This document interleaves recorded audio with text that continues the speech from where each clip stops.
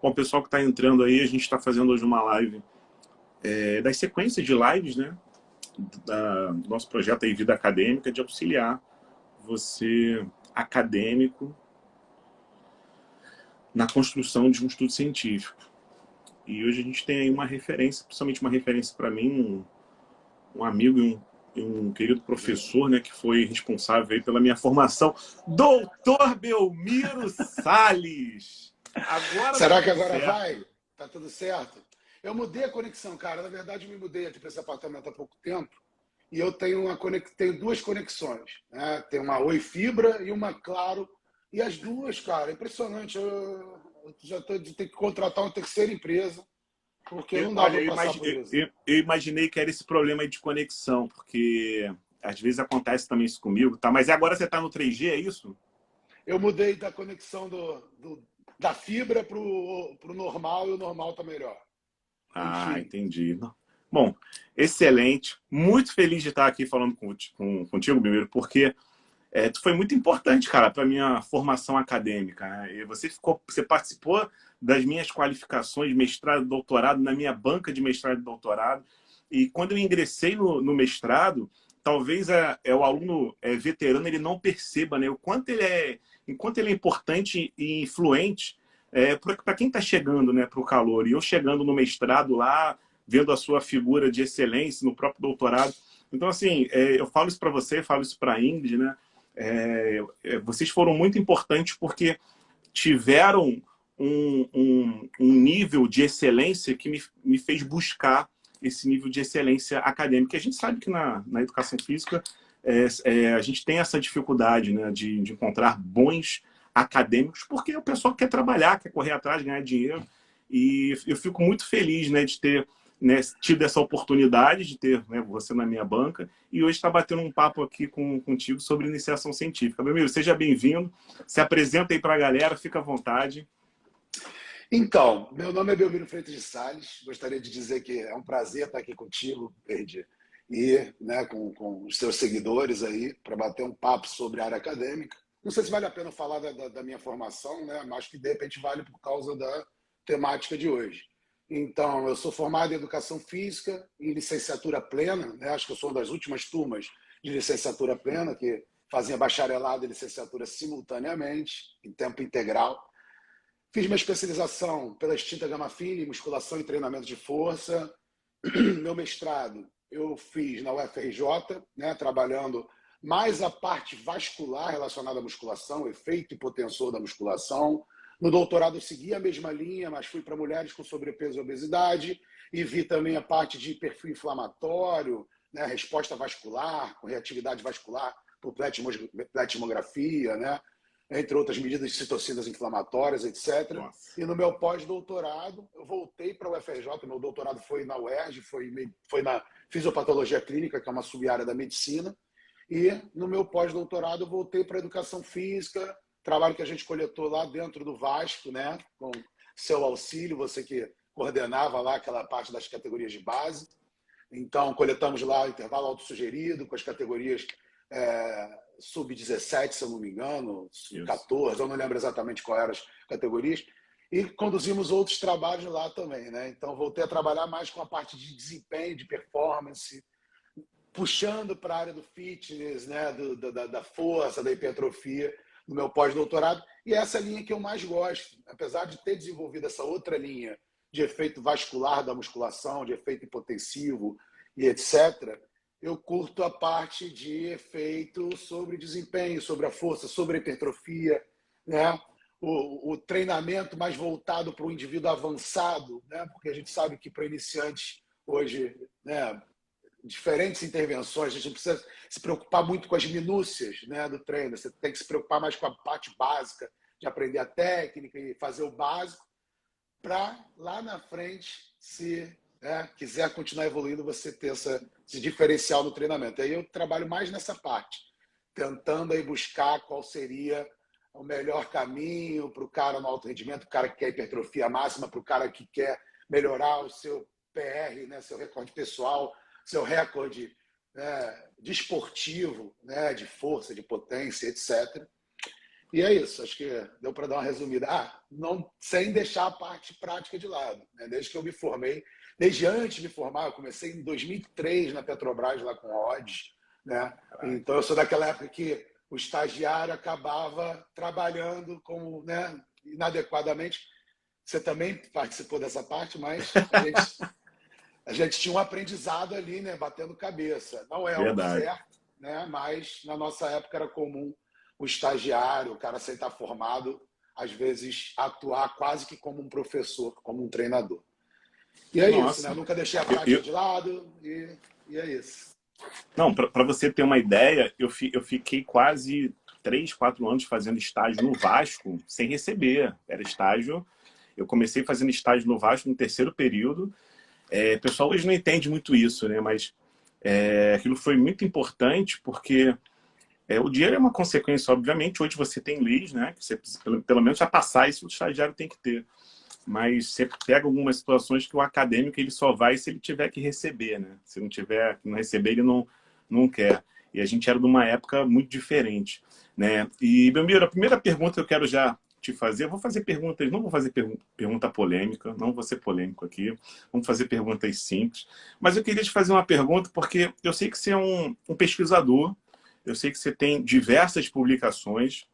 Eu lembro que teve uma época, principalmente quando a gente estava próximo ali na UFRJ, você produzia muito e estudos de qualidade, estudos em revistas indexadas, e a gente sabe da dificuldade que é pesquisador, ainda mais na educação física, em publicar em revistas indexadas, principalmente no Medline.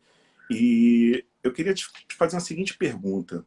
Como é que foi a construção do seu primeiro artigo? A gente vai falar de iniciação científica, mas eu queria que você falasse do seu primeiro, daquele momento que você falou assim, cara, publiquei um artigo. Como é que foi? Conta um pouquinho pra gente sobre isso. Então tá, vamos lá. Eu vou tentar não me prolongar muito, né? Mas eu entrei na UFRJ como um marombeiro, já era forte, já era hipertrofiado e queria, né, ser um treinador de sucesso. Então entrei na faculdade com esse intuito. Já treinava desde 96, entrei na faculdade em 2001, 2002, né? Então tem esse gap aí da maromba, né? Então eu entrei já marombeiro, sabendo treinar e etc. E meu intuito era justamente ser um treinador de sucesso. Na graduação, primeiro ano, conheci o Jefferson, né? TPG Jefferson, Teoria e Prática da Ginástica Geral com o Jefferson. E o Jefferson é aquele cara, né? Porra, jovem garoto, né? Jovem senhor, saradão, pulseira, relojão, Hilux. E aí chegou lá cheio demais, não, porque, pô, sou mestre, doutor. Eu falei, cara, mestrado, doutorado na educação física. Pô, no primeiro período eu já falei, caraca, que legal, hein, tal. E aí tentei me aproximar, né? Me aproximei do Jefferson, me aproximei do Rhodes, iniciei lá na Petrobras, e aí lá eu fui vivenciando a parte de pesquisa. Lá era muito presente, né? Centro de Promoção da Saúde da Petrobras, rolava muita pesquisa lá. Lá eu comecei a me deparar com pesquisa, ler artigo, comecei a querer estudar. E aí propus para o Jefferson. Falei, Jefferson, fui para o Jefferson, pô, tem grupo de treinamento de força? Ele, não tem, vamos formar. Fizemos o grupo de treinamento de força antes do Simão entrar na UFRJ. E Caraca, eu não aí, sabia disso. aí montamos o grupo em 2004. Era Jefferson, aí tinha Fabrício Miranda, né, essa galera. E nesse momento eu comecei a querer coletar. Comecei coletando um artigo para o Jefferson de ordem, eu coletei, fiz uma coleta lá na academia, né, com 16 caras marombados, e errei na metodologia da coleta, que era uma metodologia de ordem, e ao invés de eu inverter a ordem completamente, eu inverti só os grupamentos. Então era peitoral e tríceps, eu peguei e mantive a mesma ordem, só que eu tinha os primeiros exercícios de cada sessão, né, trabalhando com era supino e tríceps. Então o primeiro estudo já é sobre intervalo, falando da diferença entre exercício multi e monoarticular, quando a gente fala de supino versus rosca tríceps, saiu no Arquivos em Movimento da UFRJ, mas foi uma publicação pequena. Mas no paralelo, eu já estava estudando pré-exaustão, eu já queria estudar essa questão do intervalo, então eu já iniciei uma outra coleta, que aí foi o que deu, né, o experimental do meu TCC e um outro artigo que o Jefferson, que a gente publicou, se eu não me engano, na Motricidade de Portugal. Então, assim, foi um período muito curto entre o primeiro artigo, o segundo e o terceiro. Já saiu de pirâmide, saiu de pré-exaustão e tal. Foi tudo mais ou menos ali de 2006 a 2008, os primeiros artigos. né? Mas foi tudo mais ou menos no mesmo bolo. E dessas coletas, dos estudos para essas coletas, eu acabei escrevendo a revisão, que foi o que me elevou, né? Então, a revisão de intervalo que saiu em 2009, ela é parte do meu TCC, né? Então, isso que já me habilitou a ir diretamente para o doutorado, porque eu me formei como Sports Medicine, fator de impacto máximo na nossa área, na área de treinamento, né? E com um artigo na Motricidade de Portugal, os dois do meu TCC, né? Uma monografia, não é nem TCC, monografia de graduação, já saiu essa revisão e esse artigo. Então, assim, aquele primeiro é o que deu para fazer com a coleta que eu errei, né? Mas logo depois eu ajustei as coletas, aí fiz o estudo de pré-exaustão na revista da UEM, o estudo de pirâmide na revista da UFRJ e o estudo de intervalo entre mono e multiarticular na revista da Mackenzie, né? Da Universidade Mackenzie, fora o de ordem dos exercícios da motricidade e a revisão de intervalo da Sports Medicine. Então, assim, foi um bololô tudo junto. Cara, isso é incrível, porque a gente está falando o seguinte, né? Eu durante o período que eu fiquei estudando na Fiocruz, lá, epidemiologia, no curso de doutorado, a epidemiologia ela aborda muito os estudos de revisão, né? E a gente percebe o quanto as revistas, principalmente diversas revistas, né, também na área da educação física, não se preocupam em avaliar a qualidade dos estudos de revisão sistemática, com exceção principalmente da revista Sport Medicine. Essa é a revista. E aí você pega um aluno recém-formado, né, com um trabalho de TCC, publicando na revista mais impactante da nossa área, na área da medicina esportiva no mundo, cara, é uma coisa de gênio, assim, uma coisa rara de se acontecer. Eu lembro que quando o meu TCC, o meu foco era a revista a Isokinect Exercise Science, que era o editor, eu tinha um livro dele, então eu entrava em contato com ele, eu trabalhava com isocinético e tal, então tinha aquele desejo, né? Mas até chegar à publicação é algo realmente sensacional, cara. Então, assim, essa tua publicação nesta revista e você falar para mim que vem do seu TCC mostra como é possível, né, realizar sonhos, porque isso é algo, né, ainda mais do país que a gente vive, as dificuldades que a gente vive, o seu feito foi... Você tem noção, cara, do teu feito, cara? Cara, assim, hoje em dia eu vejo que é algo difícil de se fazer realmente, né? E até pelo momento que eu vivi quando eu me formei, eu comecei a ser cotado, eu pude fazer direto um doutorado, né? Na verdade, eu dei um passo adiante para depois dar um passo atrás para o mestrado. Eu me formei, já entrei direto na especialização, mas tive essa chance de entrar por produção no doutorado em medicina e passei na prova com excelente nota, né? Depois disso, o Simão falou, pô, tem a vaga lá, a gente tem um trabalho, você tem um trabalho que você coletou com os idosos, por que você não pega esse trabalho e faz o mestrado para ter um mestrado na sua área, né? Então, assim, esse salto que eu dei, essa possibilidade de fazer o doutorado na época, realmente me trouxeram essa noção de que era algo diferenciado, né? Incrível, incrível, incrível. Bom, o pessoal está comentando aí o Rivelino, né? Boa tarde, Edi. Creio que a frase a seguir ilustra teu comentário inicial. O resultado da sua vida é a prova mais importante da ciência, né? Autor desconhecido. Obrigado, Rivelino. Sou seu fã desde a época aí de Flamengo, né? A Cris também batendo palma. Enfim. Bom, o Dudu está falando aí, professor, comprei seu livro, muito ótimo, estou terminando de ler. Cara, a gente já vai falar aí do livro do Bill Murray, mas assim, eu já te entreguei o seu? Eu te entreguei o seu? Já me entregou, eu já li ele todo. Cara, o livro ele tem uma mudança, a simplicidade, a simplicidade da leitura e ao mesmo tempo científica, técnica, surreal. Então, já eu quero que você fale bem, ilustre bem essa questão do livro, porque isso uma realidade de hoje, né? Na nossa época, você falou da monografia. Hoje a gente não tem esse perfil de monografia, mas o jovem também ele tem um perfil diferente de leitura, né? Talvez os livros que a gente lia antigamente, o jovem hoje teria mais dificuldade. E aí o teu livro ele vai muito de encontro a isso. E as próprias lives, né? A gente está fazendo aqui uma live, Belmiro, com os colegas de diversas universidades aí pelo Brasil, com o intuito de inspirar, né? Da mesma forma que como eu te disse aqui, você foi e é uma grande inspiração para mim. E essas lives, elas não ficam gravadas, eu depois disponibilizo o link no YouTube para o pessoal. E também, se a galera assistir todas as lives, eu vou disponibilizar um certificado como forma de aprendizagem, de ensino-aprendizado. Tá? Mas no Legal. final, o Belmiro fala uma palavra passe, e aí ele vai falar a palavra, né, que ele quiser. Belmiro, diz pra gente o seguinte, como é que você vê a iniciação científica? Eu lembro quando a gente estava participando lá na FRJ de um grupo de pesquisa, e a sua participação era intensa no grupo, né, com o Simão, com a Ingrid, com todo mundo. Como é que você vê hoje a importância da iniciação científica nos profissionais de educação física, nos profissionais da área da saúde, no início ali da formação? A gente comenta muito pouco sobre isso. Queria que você falasse um pouquinho sobre esse assunto.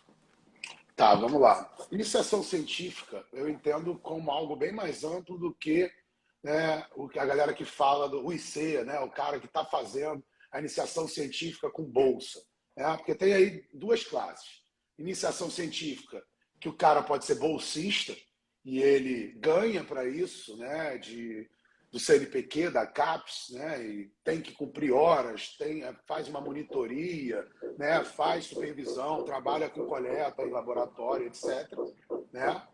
E tem a iniciação científica no sentido da palavra. O que é iniciação científica? É a introdução na área científica durante a graduação, durante a formação. Né?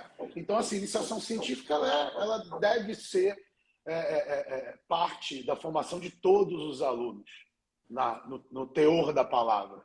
Né? Você tem que ter uma introdução à prática científica para você entender como é que funciona o estudo, para você fazer uma leitura, extrapolar aquele estudo ou saber avaliar se aquele estudo é válido, se aquele tipo de desenho experimental é válido, né, para testar determinada hipótese ou não. Então, isso é essencial, o cara ter esse senso crítico. Então, iniciação científica, a gente tem lá, dei aula na FRJ há alguns anos sobre essa questão, dei na Castelo Branco também, né, que metodologia da pesquisa, introdução à metodologia científica. Pô, eles são matérias interessantes, são essenciais, mas elas são muito superficiais. É igual a musculação da universidade. Né? Musculação da universidade, você sabe o nome dos exercícios, o músculo que pega, e muitas vezes não sabe nem a técnica adequada, não sabe nem manipular as variáveis, não sabe nem prescrever para diferentes grupos, né? Quando você termina a musculação. É a mesma coisa nas disciplinas básicas de iniciação científica. Né? Então, você precisa de um complemento para entender isso de forma mais aprofundada. E aí, né, participando de um grupo de estudos ou grupo de pesquisa, tem diferença. Grupo de estudos é aquele grupo que se junta para estudar juntos, para debater um estudo, para saber como interpretar os estudos, como interpretar a ciência. E o grupo de pesquisa, você já é introduzido à pesquisa. Né? E aí existe a classe da iniciação científica. Né? O cara que está no grupo de pesquisa, que está no grupo de estudos e está ajudando na coleta e já está inserido, que é o que a gente fez. Né? A gente já estava na graduação, já estava inserido nesse processo. Já estava coletando, já estava dentro do laboratório, aprendendo lá. Coletei vários trabalhos com o Tayan, com o Thiago e a Lilian, antes de ir para o grupo de treinamento de força, né? Antes de realmente começar a coletar treinamento de força. Então, acompanhei coletas, né? Fizemos aquela coleta guarda-chuva no Exército, lá junto com o Thiago. Foi um grande aprendizado 2004, 2005. A gente coletou mais de 100 militares, todos os tipos de medida, etc. Então, essa vivência ela é essencial para o cara depois seguir a área acadêmica. A galera tem mania de mandar inbox. Primeira coisa, você quer seguir a área acadêmica, não manda inbox no Instagram. Nenhum orientador vai pegar orientando por inbox no Instagram. Né? Ah, professor, estou fazendo um TCC, me manda os artigos. Não existe isso. Você tem que saber buscar, você tem que saber botar a mão na massa. Não é, né, entregar a comida na boca. Então, o cara que quer fazer um mestrado, ele já tem que começar bem antes. Chegou lá para fazer a prova do mestrado, ele tem que saber o que ele quer estudar, como é que ele vai verificar isso, se os instrumentos de medida disponíveis possibilitam isso. Né? Se o orientador que ele quer, que ele está cogitando, trabalha nessa linha e vai conseguir te orientar. Né? Isso tudo para o cara entrar no mestrado, ele já tem que estar. Né? É bate-pronto a pergunta. Então, cara, ninguém nunca vai cair num mestrado, muito menos num doutorado, de paraquedas e vai ingressar nisso. Então, quero seguir a área acadêmica, posso até fazer uma iniciação científica e depois jogar para a prática. Não vai ser tempo perdido, né? Porque você vai ter todo esse know-how crítico para avaliar, né, os estudos, para avaliar questões de extrapolação para a prática, para avaliar até lendo um livro ali, o que o cara cita, né, em relação à pesquisa, à ciência. Então, assim, iniciação científica é o processo de introdução à área científica, à área de pesquisa, que se dá lá na formação básica, pode se dar depois, né? Mas você tem que entender que mesmo sendo formado e trabalhando há anos, se você entrar no grupo de pesquisa a primeira vez, você está na iniciação científica. E você, né, porque a prática é vasta, que você se sobressai a outros garotos que talvez já estejam na iniciação científica há mais tempo, né? Então, assim, tem essa questão aí que, né, às vezes as pessoas confundem, tá? Belmiro, eu ia te perguntar sobre justamente essa questão do mestrado e doutorado.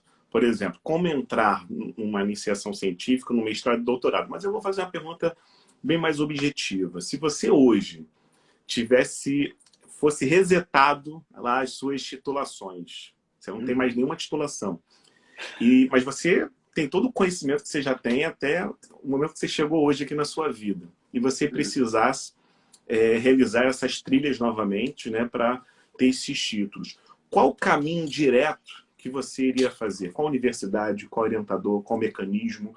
Como você ia realizar? Você ia fazer em 2 anos, em 4 anos, ia buscar bolsa?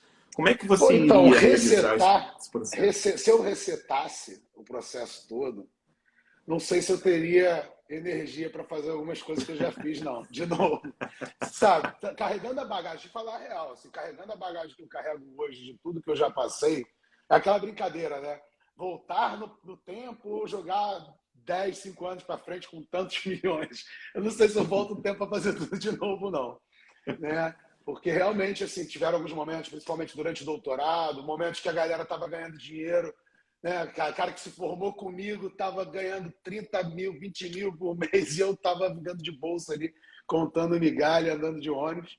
Então, assim, depende de como fosse esse reset. Se fosse um reset que eu já saberia o caminho que eu trilhei, é óbvio que eu ia procurar minha casa, FRJ, né? Foi ali que eu sempre tive, ia procurar, né, os profissionais que me iniciaram, por exemplo. Eu falo isso sempre. O Jefferson, ele é talvez um dos melhores caras para introduzir o garoto da graduação à pesquisa. Né? Verdade. Ele bota a galera para trabalhar mesmo, você sabe.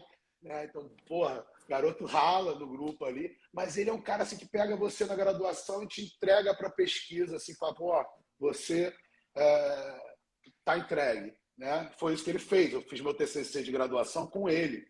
Né? E durante a graduação fiz a transição dele para o Simão, para especialização, porque o Simão era mais da minha linha. O Simão era pesquisador de musculação, não era? Né? O Jefferson estuda ginástica, musculação, ele tem ali uma gama mais ampla de atuação, né? Até na formação dele como doutor. Mas é impressionante, assim. Então, assim, na UFRJ, Lilian, fiz as disciplinas da Lilian da graduação, no doutorado, né? Conheci Tiago Mata, né? Uma galera que eu trabalho até hoje, conheci nessas iniciações científicas. Né? A coleta do 4 horas da manhã para o fundão de 485 para pegar uma carona com Juliano Spinetti para ir lá para a Escola de Sargentos da Marinha, isso durante, sei lá, 8 meses, 1 ano que a gente fez isso. A gente coletou 100 marinheiros, quase 100 marinheiros, quase 100 alunos da Escola de Sargento da Marinha, em estudo crônico de 12 semanas. Né? Então, Nossa. assim, são coisas que... Grande aprendizado. Né? Juliano Spinetti hoje está lá nas cabeças do Fluminense, né? Tem a galera que fez doutorado, tem a galera que nem o Juliano, que fez o doutorado e está na prática, trabalhando com atleta de alto rendimento. Tem o cara que fez a área de pesquisa e está nas duas, tanto na prática quanto na pesquisa ali, Alex Sotomayor, né? Tem vários desse núcleo que eu estou falando. Né? Não vou falar de outros profissionais pelo Brasil, que eu vou ficar aqui a live toda falando nomes. Mas ali da nossa galera, a gente vê que é um celeiro de grandes pesquisadores e práticos. É só ver aí quantos mestres, doutores que o Simão e o Jefferson formaram. Se botar a Lilian no pacote, então, essa tríade, esses três, Ingrid, né? Aí vem os braços que surgiram depois. Né? Mas você vê, os orientandos da Lilian, do Jefferson, do Simão, estão aí despontando como grandes referências, grandes ícones da área.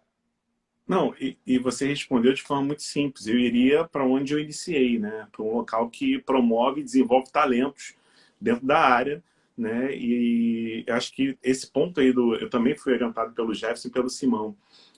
Tinha muita questão da meta, né? Ó, você tem que desenvolver tantos estudos e a melhor forma de você aprender é buscando, é correndo atrás, é desenvolvendo as suas habilidades. E a gente aprendeu na prática, né? Se virando. Não, é um grupo família, né? Por exemplo, eu tive em outras casas, eu sempre soube da questão da vaidade, do ego, da pesquisa, porque meu pai é pesquisador, meu pai foi coordenador do CNPq.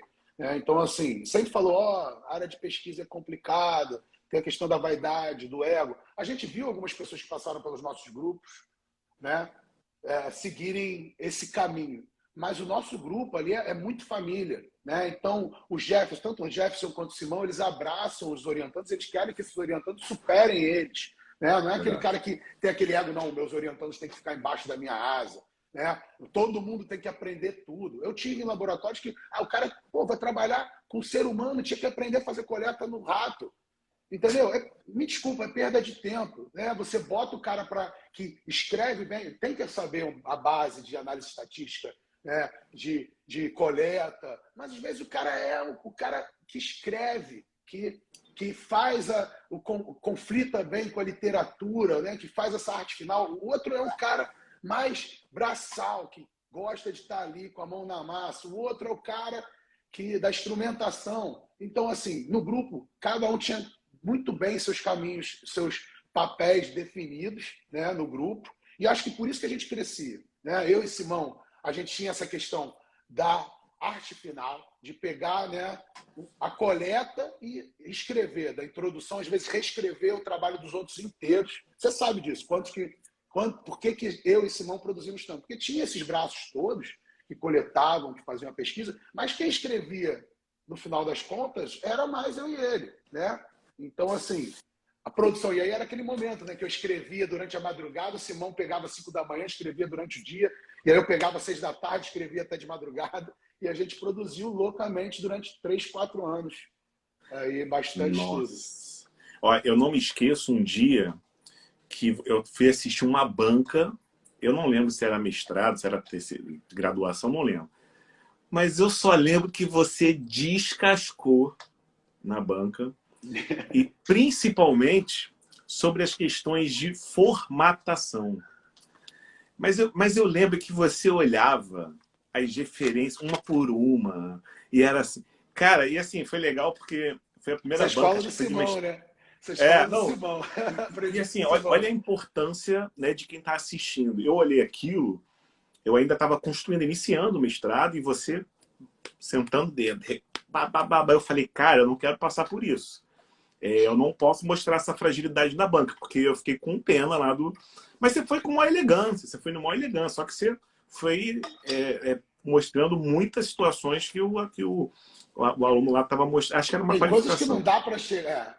A qualificação é para bater mesmo, porque normalmente não está a família da pessoa.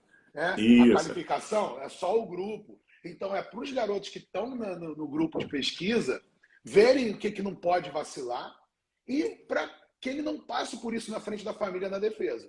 Né? Que aí, se ele repete os erros, se ele não faz as correções para a defesa, aí na defesa ele é descascado na frente da família. Né?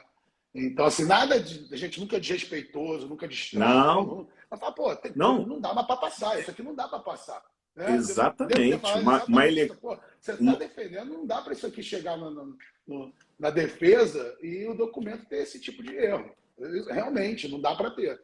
Né? Não, uma elegância. E aí foi quando eu comecei a fazer aula na Fiocruz de um editor bibliográfico, né, que era o Zotero. E você vê, isso tem 4 anos, tem até mais, 5, 6 anos. E eu comecei a usar o Zotero. Eu não sei se você usa algum editor bibliográfico, tá? Mas assim, eu não consigo realizar nenhuma produção acadêmica sem usar um editor bibliográfico, porque ele resolve a minha vida em todos os sentidos, na organização dos estudos, na organização da introdução, na organização... Até um estudo de revisão você tem que usar um editor bibliográfico para fazer a mesclagem. E aí eu vejo ainda, principalmente os alunos de graduação, não usando editor bibliográfico. E aí vão para as bancas querendo fazer manual, como eu fazia há 20 anos atrás, quando Tem eu me que formei lá em ser. 2005. Eu e Simão, eu gosto ainda de checar no manual, né? Hoje em dia, eu não faço mais essa parte. Eu faço mais a parte de direcionamento, faço a parte de revisão final, de escrita de discussão, uma formatação e análise estatística, até porque, a formatação tudo bem, mas a análise estatística nunca foi muito minha praia, eu entendo, mas... então, assim, hoje eu não meto mais a mão, mas eu checo manualmente. Se eu tiver que fazer, porque esses editores ainda apresentam erros, né? Então, assim, a gente tem que revisar o Sim. trabalho que o editor faz, sempre. Eu lembro que eu mandei para a revista de motricidade o meu estudo, só que ele estava com os metadados vinculados ao Zotero. Aí, quando eu recebi a mensagem dizendo que tinha plágio, eu falei, pô, como assim? Fiz na íntegra, por original, tinha plágio. Aí depois eu observei que eu tinha esquecido de tirar esses metadados das referências e quando passou o programa realmente já tinha usado mais de 15%. Né? É óbvio que os programas são falhos, né? Mas eu digo da questão de não perder tempo. A gente perde, às vezes, muito tempo fazendo alguma Não, é coisa uma referente super a... mão na roda, né? Uma super mão na roda essas ferramentas. Exatamente. A gente vê que realmente ajuda muito. E aí eu queria te fazer uma pergunta específica dentro desse contexto de pesquisa, que talvez você deva estar bastante acostumado com isso, de alunos, de acadêmicos pedindo orientação, né? Me orienta no TCC, me orienta nisso aqui e tal. Mas eu quero te fazer a seguinte pergunta. Para esse aluno que está assistindo a gente, para esse acadêmico, como conseguir um orientador e como realizar as metas estabelecidas por esse orientador? Como é que você vê essa relação orientando-orientador? Tá, primeira coisa assim, facilitado esse link para pessoas que fazem universidades públicas com boa tradição em pesquisa, podemos dizer assim. Então, UFRJ, USP, Rural, né? Essas universidades elas têm a possibilidade de você buscar um bom orientador na maioria das linhas que você pode trabalhar na educação física, podemos dizer assim, né? Mas na nossa área de musculação, treinamento para promoção da saúde, para alto rendimento, você vai ter que procurar alguém que você se espelhe. Primeira coisa é saber o que você quer estudar. Quero estudar musculação, quero estudar exercício aeróbico, quero estudar parte mais biomecânica da musculação, quero estudar mais a parte de base fisiológica. Isso é a primeira coisa a se direcionar, né? Tendo essa noção, não, minha praia é mais biomecânica. Pô, já vou sacanear aqui um grande amigo, né? Mas, pô, se você quer estudar a parte biomecânica da musculação, estuda na UFRJ, procure meu amigo Thiago Mata, né? Então, você vai ficar puto comigo, mas procure ele, né? É verdade, é isso. Vai ter que colar num cara que seja referência, encher o saco desse cara, né? Então tem que estar ali. E a primeira coisa, não sei, não, estou no grupo de pesquisa, estou no grupo de estudo, vou fazer. Não, cara, primeira coisa, se você entrou no grupo de pesquisa ou no grupo de estudo, você já está ganhando. Não acho que você vai ganhar mais do que isso, porque muitas vezes você vai ficar no grupo de pesquisa 1 ano, 2 anos, e não vai se capacitar para entrar no mestrado com aquele cara, e tudo bem, você está aprendendo, né? Então, assim, primeira coisa é tentar se aproximar, tentar frequentar. A gente abriu durante anos grupo de pesquisa da UFRJ, você chegou a dar aula para a gente, e era, me desculpe, uma decepção, né? A gente investia nosso tempo, né, nossa expertise, nosso dinheiro, né, num grupo que se reunia uma vez por semana. Aí tinha as defesas de mestrado, de doutorado do grupo, ninguém do grupo aparecia. Depois de um tempo as pessoas iam sumindo. Depois de um tempo não sabia se queria. Então a gente meio que perdia tempo. A gente, né, trabalhava ali. Tudo bem, agregamos para muita gente, trouxemos conhecimento para muita gente, mas a gente às vezes ficava um ano inteiro trabalhando. Começava lá com 10 pessoas, um processo seletivo de 30 pessoas, pouquíssimas preenchiam os critérios de inclusão. né, de ter tempo, de disponibilidade, né, para fazer parte desse grupo e aí realmente ali ter essa chance. Porque você vai ter o contato, você vai ter que mostrar serviço, você vai ter que mostrar que você está assimilando o que está sendo trabalhado ali, para depois você pleitear uma vaga. E aí quando você tenta, mesmo tendo essa bagagem toda, você tenta uma vaga no mestrado com um professor desse grupo, você tem que apresentar um projeto, esse projeto tem que ser executável, você tem que ter as ferramentas para coletar esse projeto tem que ser interessante para o orientador. Então não adianta, não vai cair de, vou tentar, moro na Bahia, vou tentar um mestrado aí na UFRJ. Pode tentar, cara, mas é óbvio que o cara que está lá e tem você que ele nunca viu na vida com um projeto que não tem nada a ver com ele, e o outro aluno que está com ele há 5 anos no laboratório e já desenvolveu, já iniciou uma coleta, já tem um...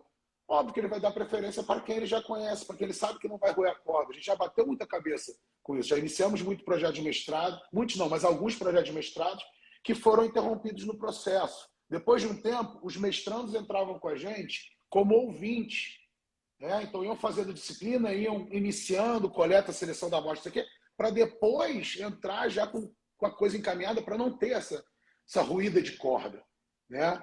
E tiveram alguns que chegaram até nesse processo e no final das contas acabaram saindo. Fizeram qualificação, depois da qualificação saíram. Então, assim, não é garantia de nada, né? Tem que... Aí tem uma pessoa que falou, tem vagas de mestrado, doutorado. Nas particulares você pode conseguir facilmente uma vaga de mestrado, doutorado nessas condições, porque pagou, você faz.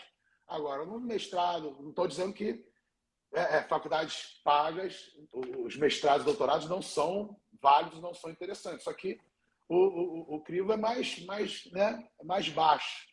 Eles precisam de alunos para se manter. Então, a gente pode dizer que para entrar num bom mestrado, até numa faculdade particular, você vai ter que se dedicar, vai ter que mostrar serviço, vai ter que dizer que corresponde às expectativas e mostrar que você não vai largar o osso até o final. Você vai levar aquilo ali até o final, né? E vai concluir. O Ricardo aqui, do MBE, falou que a universidade... Ricardo, fala, beleza?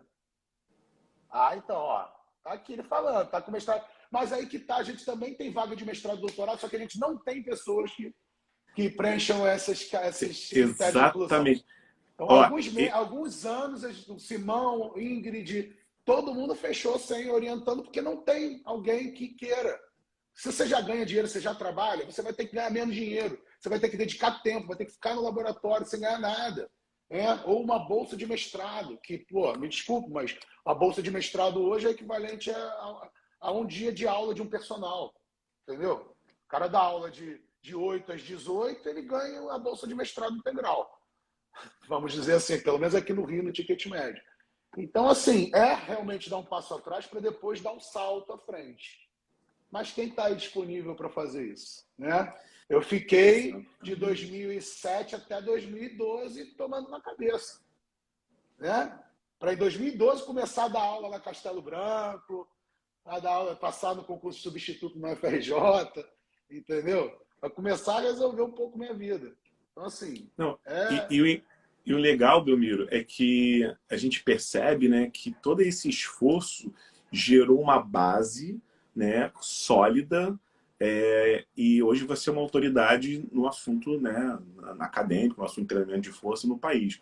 Porque o ponto principal que a gente vem aqui é que a gente combate o charlatão, que está cheio na internet, né, o famoso charlatão que vende, que fala abobrinha, nada científico, e a gente é contra esse processo. Por isso que você passou por toda essa construção, né, acadêmica. Eu sou mais contra ainda o processo, o charlatão que se fantasia de doutor, de pesquisador e de grande referência na área. Esse que a gente tem que tomar cuidado. Porque se traz uma falsa sensação de que o que ele está difundindo é verdade, né? E é difundido em capas de jornais e tudo.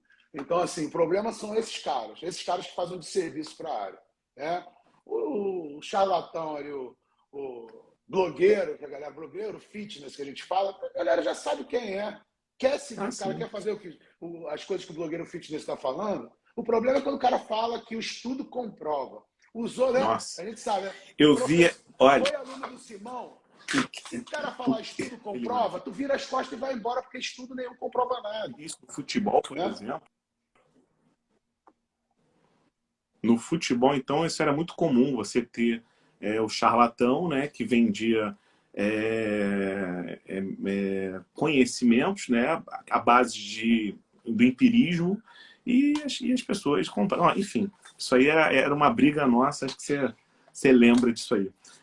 Belmiro, vamos entrar um pouquinho na parte específica, porque a gente falou aí dessa construção, né, até que possa inspirar aí os colegas que desejam entrar nessa área acadêmica, nessa vida acadêmica. Eu lembro que na Fiocruz, por exemplo, tinham 30 vagas para o mestrado e para o doutorado, eram 20 candidatos e entravam 5, porque entrava exatamente o que você falou, né? Não tinha, às vezes, gente com condições e interesse também de ingressar no estricto senso, né? na própria área acadêmica. A gente está tendo algumas pessoas que estão me ligando aqui. A Rafael, ela diz o seguinte: no curso de ciências biológicas... Eu estava entendendo porque ele estava picotando. Estou ligando aí, tá. Não, o pessoal fica me ligando, enfim. No curso de ciências biológicas eu posso fazer especialização em biomecânica. O que você acha aí, Belmiro? Ciências biológicas? É isso que ela falou? Isso. Então, na verdade, por exemplo, o grupo de pesquisa em biomecânica da educação física, lá da UFRJ, na verdade, tem um laboratório dentro do Centro de Ciências Biomédicas lá da COP. Né? Então, eles formam tanto mestrandos e doutorandos para seguir na biomecânica, quanto nas ciências biomédicas relacionadas à biomecânica. Então, né, eu acho que eu não entendo muito qual parte das ciências biológicas estariam linkadas com a biomecânica, mas eu acho que sim, óbvio. Né? Na verdade, qualquer um pode fazer uma especialização em biomecânica. Só não vai poder exercer educação física. Né? Mas ser um entendedor da biomecânica, entender a aplicação, né? Biomecânica humana, né? Porque tem aí a biomecânica animal. Eu não sei qual nicho que ela está querendo, mas eu acho que é óbvio que se linka assim. Perfeito. Eu coordeno, né, um curso de Fisiologia do Exercício e Biomecânica e realmente não há problema nesse tipo de requisito. Só que após é presencial aqui no Rio de Janeiro, né, lá em Nova Iguaçu. Belmiro, eu queria agora que você falasse um pouquinho da construção dessa obra aí, que é uma obra que influencia e impacta muito a sociedade, né? Quando a gente diz aí o exemplo do seu TCC, que gerou uma mudança aí, uma quebra de paradigmas, a gente tem a sua obra fazendo a mesma coisa no nosso país, né? Então, assim, eu fico muito feliz, né? Eu li, gostei muito, achei a linguagem assim, espetacular, porque você pega o cara da academia que gosta de treinamento e consegue ler de forma técnica, científica e aplicar aquela relação. Queria que você falasse o seguinte, cara, o que te incentivou, né, a fazer essa obra e contribuir com a parte de treinamento para a população em geral? Então, vamos lá. O livro ele fala de métodos de treinamento para força e hipertrofia, né? Que é algo que vocês podem ver que está desde o início da minha formação profissional e acadêmica. Então, assim, lá atrás, século passado, eu comecei a ler, né, esses livros que falavam de métodos de treinamento, né, do High Intense Resistance Training, do Arthur Jones, né, dos métodos do Wader, né, os princípios do Wader. Então, já li essa parte. Se eu não me engano, ali antes de entrar para a graduação, já tinha enciclopédia do Arnold. Então, era algo assim que eu sempre curti. Né? Tanto que meus primeiros estudos são sobre pirâmide, sobre pré-exaustão, né? Então, assim, eu continuei querendo investigar isso. Então, assim, quando eu conheci pré-exaustão, né, lá nos livros que falavam de High Intense Resistance Training, né, do Arthur Jones, Mike Mentzer, etc. e tal, eu comecei a pensar naquilo. Então, quando entrei na pesquisa, a primeira coisa que eu queria era estudar isso. Né? Então, assim, sempre tive esse interesse na parte de métodos de treinamento. Acho que em 2010 eu comecei a dar aula de métodos de treinamento nas pós-graduações. Em 2014 ou 2013 eu ministrei uma palestra no Arnold E desde então, né, Simão é da cultura dos livros, desde lá de trás, a galera fala, pô, tem que escrever teu livro, tem que escrever teu livro. Ah. E aí, 2017 ou 2018, eu comecei a escrever, e aí deu uma segurada por causa do concurso da UFRJ. Então, por causa do concurso, eu parei, o livro tinha, sei lá, 300 páginas, era um negócio absurdo, assim. E aí eu resolvi retomar na pandemia. Já estava programado, tinha me mudado para um outro apartamento. Falei, pô, agora, né, esse apartamento mais tranquilo, para eu sentar todo de quarentena, não vou ficar viajando todos os finais de semana, vou botar a mão de novo no livro. Escrevia, pô, página pra caramba, estudo pra caramba, aí comecei a mexer. Aí falei, pô, não tá pesado, não tá legal, né? E a minha mulher sempre falava, pô, você tem que fazer um negócio de linguagem prática, tem que fazer uma linguagem acessível, e etc e tal.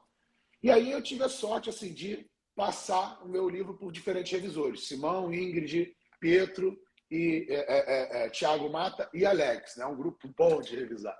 Então, cada vez que ia, alguém dava uma ideia diferente. Ó, faz um resumo do capítulo no final. Pô, por que você não faz um negócio de aplicações? Né? Então, foi tudo bem assim. E aí teve um momento que era tanto corte e colagem, que tinha, né, informações que eu juntava de posts, tinha informações que eu pegava que eu tinha escrito há muito tempo. Então, tinha lugar que eu falava de ganho de massa, tinha lugar que eu falava de hipertrofia, tinha lugar que eu falava de aumento de área de secção transversa, aumento de espessura muscular. Não ia falar para a mesma pessoa. Né? Então, acho que foi o primeiro que falou foi o Simão. Eu acho que você tem que escolher uma linguagem e adotar. Eu conversando com a Alda, ela falou, pô, acho que você tem que pegar a linguagem mais prática possível, né? Mais acessível possível, falar de aumento da massa muscular, de ganho de massa, né? E parar de usar essas terminologias. Aí o que eu fiz? Não lembro exatamente, não lembro de ninguém me dar essa ideia exatamente, mas eu peguei e resolvi fazer os quadros azuis. Né? Então, vou fazer uma linguagem acessível para todo mundo, a pessoa pode ler a parte que não está em azul de forma corrida, com um livro de historinha, mas vai ter os estudos destrinchados em blocos azuis. Então, o cara que quiser saber um pouco mais, ele vai dentro do bloco azul e vai ver o estudo. E aí foi esse processo, né? A última a fazer a revisão foi a Alda, então ela pegou essas coisas. Aqui eu não entendi, aqui não sei o quê, porque não é da área, né? A minha mulher não é da área, minha mulher é formada em artes plásticas, é formada em administração, trabalha comigo, né? Administrando tudo, mas até treino, até malha ali, botei no story ontem, vocês devem ter visto, mas não é muito da área. Então, assim, ela é um termômetro para essa questão. Ela olha e fala, aqui está muito confuso, aqui está muito técnico. Então, assim, foi um conjunto de coisas. Foi a cobrança da galera junto com esses meus amigos revisores que falaram, pô, acho que aqui você pode fazer isso. Né? O Pietro falou do resumo dos tópicos, o Thiago fez outras sugestões também, o Simão também. E, a princípio, para você ter uma ideia, eu falava da variável e eu falava dos métodos todos sobre aquela variável. Não era um setor sobre variáveis e outro capítulo sobre métodos, entendeu? Eu falava lá, intensidade, falava da variável, já engatava. O método manipula a intensidade, pirâmide, né? Entendeu? Então, assim, essa primeira separação, o Simão foi que sugeriu. Falou, pô, tá confuso. Você vai na variável, vai no método. Então, assim, não posso dizer que é um trabalho meu individual, né? Porque teve a mão desses grandes parceiros e amigos aí. Nossa. E foi e isso. a didática. E só para concluir, a intenção era justamente criar um livro que funcionasse tanto como um guia prático para o personal, para o treinador, como também um manual prático para o marombeiro, para o cara que sabe ali a base, né? Os termos de base. Mesmo assim, ainda botei aquela parte de definição de termos também, foi a sugestão, se eu não me engano, do Thiago, faz uma parte definindo os termos. Então, assim, foi um conjunto de sugestões que deram bom aí com essa produção desse trabalho. Não, e como essa obra influencia e estimula a melhoria do treinamento, consequentemente da própria saúde física das pessoas, né? Porque isso se contamina, né? De um para o outro, de forma a mostrar a responsabilidade com relação ao treinamento. Então, assim, é excepcional. Quando acabar a live, eu vou até disponibilizar. Eu sei que, né, o pessoal entrando agora no no Instagram do Belmiro, está lá disponível, provavelmente o link. Tá no link da minha bio. Tá. No link da bio já está lá disponível para a compra da obra, que isso aí acho que é um manual, uma bíblia, né, nacional, que quem treina, quem gosta de musculação e principalmente quem também gosta da prescrição do treinamento, quem é profissional de educação física, tem que ter. A gente foi modulado e criado na nossa graduação com certas obras, né, Tubinho, umas obras de referência na educação física. Hoje, né, a obra do De Salles é uma obra que nos orgulha muito, né, com best-seller, não sei quantos mil livros vendidos e o mais importante, né, a qualidade do material. Então, assim, parabéns, meu amigo, parabéns por obrigado, isso. Mesmo feito na época lá que você fez, na época do teu TCC, talvez o seu TCC tenha contribuído, né, para isso. Estou enganado ou não? Aquela construção lá inicial auxiliou isso? Não. Cara, tudo faz parte, né? Acho que tudo é complementar, né? Então, acho que lá, aquele início lá na Maromba faz parte disso aí. A época que eu era só marombeiro ignorante, e a época que eu era maior, né? Quando a gente é ignorante, a gente fica maior. Quando a gente começa a conhecer melhor as coisas de forma mais aprofundada, a gente já fica cheio de minúcias e talvez, né, pegue na própria prática. Mas tudo faz parte. Acho que lá desde o início na Maromba, os erros que eu cometi, o caminho que eu percorri. Por isso que assim, você falar o que você mudaria, se eu pudesse, eu não mudaria praticamente nada. Assim, eu acho que eu estou aqui hoje porque eu segui exatamente o caminho que eu segui. Bati cabeça quando tinha que bater, sofri quando tinha que sofrer, né? Então, assim, não queria nem jogar para frente, nem jogar para trás. Queria, acho que estou num momento ímpar aí e tudo contribuiu para que eu chegasse aqui nesse momento. Muito bom. Bom, a gente está chegando no final da nossa live. Queria pedir ao Belmiro que falasse a palavra passe para os nossos colegas. Passe? Você que vai definir. Hipertrofia. Você que vai... Hipertrofia? Óbvio, né? Palavra passe. Hipertrofia. Estamos falando, se a gente estivesse falando de parte mais prática, seria ganho de massa, né? Mas como a gente está falando de iniciação científica e área acadêmica, é hipertrofia. Hipertrofia muscular, para não ficar tão fácil. Você sabe que às vezes o pessoal chega para mim e fala assim, como é que eu faço para ganhar força hipertrofia? Eu falo, cara, compra o livro do Belmiro. Eu jogo isso, porque fala, não é minha área, não é minha linha. A minha linha não é treinamento de força. Tá aqui, ó. É esse livro aqui, para quem não está sabendo. Exatamente. Quando abrir lá na minha bio, tá essa capa lá. E outra coisa, a pessoa, a população brasileira, ela é muito vulnerável com relação às questões de saúde. Isso é uma fragilidade da nossa escola, né? Você pega a OMS colocando diretrizes com prática de atividade física diária para o jovem, educação física todos os dias, e aqui a gente tem uma aula uma vez por semana. Isso gera o adulto vulnerável com conhecimentos de movimento, de corpo.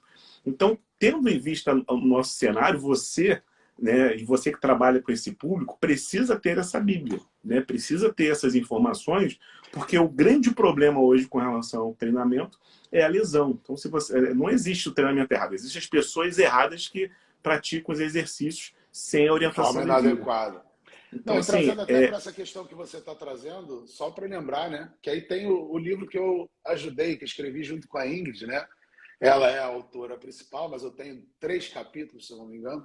Então, é um livro que versa sobre essa questão. Então, fala das variáveis, fala dos métodos, de tudo, mas aplicado aos grupos especiais, né? Como vocês podem ver, sobrepeso, obesidade, gestante, idoso, criança, né? Adolescente. Então, a gente tem aí um direcionamento para esses públicos mais interessados na promoção da saúde, né? Para aquela galera que trabalha mais com essa parte, né? O livro realmente ele atende a todos os profissionais, esse livro aqui, mas ele é um livro que versa sobre pessoas saudáveis, do iniciante ao atleta, né? Quer falar de grupos especiais, a gente tem que ter um pouquinho mais de cautela e saber o que pode, o que não pode, o que é indicado, o que é contraindicado. Isso é importante também ser mencionado. Esse aí eu também tenho. Inclusive, a Ingrid vai estar aqui com a gente também, falando sobre pesquisa. E, Belmiro, te agradecer aí mais uma vez. Você sempre solícito aí comigo, participando de live, tanto no Instagram quanto no YouTube, disponibilizando o seu tempo e, principalmente, né, o seu conhecimento, né, que inspira aí diversas pessoas, como me inspirou. Tenho muito orgulho de ter tido lá você na minha banca, né, por ter sido sempre um espelho positivo, você, a Ingrid, o Simão. Então, fico muito feliz de ter tido essa oportunidade de trabalhar na FRJ, trabalhar com vocês. E queria pedir agora as suas considerações finais aí para a gente aqui na live. Então, antes de mais nada, eu queria dizer que é um prazer estar aqui contigo, né, falando um pouquinho para o seu público. Foi um prazer também ter dividido parte da minha trajetória acadêmica contigo. Obviamente, os alunos, as bancas que a gente faz também são um grande aprendizado, né? Acho que o grande aprendizado ali da minha vivência ali dentro do grupo de pesquisa foram as bancas de mestrado e doutorado que eu participei, que eu tinha que estudar coisas que eu não estudo, né? A área dos outros, né? Enfim. Então, assim, grande prazer estar aqui contigo. Me ajudou também na parte lá da coleta do meu pós-doutoramento, no Vasco, né? E, cara, pode contar sempre comigo. Acho que isso é característica do nosso grupo, né? Acho que não tem essa. Acho que quem está nesse núcleo nosso, né? A galera que eu citei aí toda, né? O que pedir, o outro vai ajudar sempre que puder, né? A gente vê isso, Ingrid, eu, Pietro, Thiago, os orientantes todos do Simão, né, que passaram pelo grupo, enfim, desde o Juliano, Fabrício, né, Jefferson, é todo mundo muito unido e mostra que a área acadêmica, a área de pesquisa não precisa estar contaminada pelo ego, pela disputa acadêmica, né? Então a gente tem um grupo muito fechado, muito fechamento, né? Fechado para outros entrarem. É um grupo realmente coeso e complementar, que se dá muito bem e funciona como uma família, né? Então, a área acadêmica, a área de pesquisa não precisa ser um ambiente hostil, tá? Na verdade, acredito que essa hostilidade nesse ambiente fazem com que grandes nomes se percam no caminho, como a gente vê de pessoas que desistem, né, por causa dessa pressão toda. Então, quem está assistindo aqui está interessado em seguir essa área, eu boto mó fé. Sei que no Brasil nós temos grandes limitações, mas para o bom pesquisador, para o bom profissional, sempre tem caminho, sempre tem mercado, sempre vai ter onde atuar e vai ter como, né, evoluir profissionalmente. Então é isso. Quer seguir a área acadêmica? Saiba que é uma área que você vai ter que se dedicar, vai ter que se doar, mas que traz retorno, né? Pode demorar um pouquinho, mas com certeza estudo nunca é perda de tempo. Nossa, sensacional. Tu falou agora, eu lembrava da época do futebol. Quem é bom, chega em qualquer lugar, né? Se você é bom, se você se prepara, se você estuda, se você é dedicado, a tua hora chega, porque sempre vai ter mercado para o cara que é bom, né? E hoje a gente teve aqui a oportunidade de conhecer assim, um pouquinho da tua trajetória, que mostra o esforço que você teve, né? Quanto você teve aí uma dedicação e hoje, né, inspira, né, todos nós. Eu sou um grande fã. Te agradecer bastante aí pela live, tá, Belmiro? Eu que E agradeço, irmão. dizer pro pessoal aí, semana que vem a gente vai estar com o Anderson Silveira, lá da Universidade Rural, né, falando aqui também sobre TCC, sobre dissertação, sobre estudos científicos. Hoje a gente teve aí o prazer, a honra de ter o nosso amigo Belmiro Salles. E agradecer aí a todos que estiveram aí com a gente, mandando mensagem, né? E a grande oportunidade aí de mandar depois mensagem para o Belmiro, adquirir a obra dele, que eu acho que é uma oportunidade, principalmente quem é da área da saúde e especificamente profissional de educação física. Belmiro, obrigado mais uma vez, tá? Fique com Deus, boa tarde aí para você. Eu que agradeço e boa tarde aí para todos e obrigado a todos que ficaram aí com a gente até o final. Valeu, gente. Um abraço para todos e até semana que vem. Tchau, tchau. Valeu.